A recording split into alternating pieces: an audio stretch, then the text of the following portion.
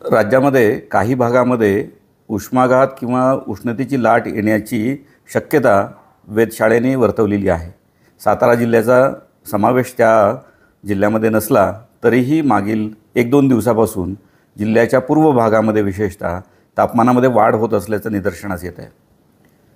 उष्माघात किंवा इतर जी काही शक्यता आहे ती टाळण्यासाठी नागरिकांनी शक्यतो दुपारच्या वेळेस किंवा साधारणतः 4-4:30 पर्यंत उघड्या डोक्यानिशी बाहेर पडण्याचं टाळलं पाहिजे।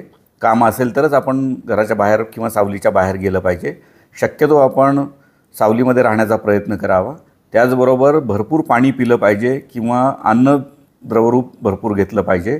शीतपेय घ्यायलाही काही हरकत नाही आहे। त्याचबरोबर अंगभर सुती कपडे घातले पाहिजे जेणेकरून डिहायड्रेशन आपलं लवकर होणार नाही। आपण पूर्ण हायड्रेट राहू, आपलं डोकं झाकलेलं राहील आणि गरज असेल त्यावेळेसच आपण बाहेर पडलं तर आपल्याला उष्माघातापासून धोका होण्याची शक्यता कमी होते किंवा राहणार नाही आहे।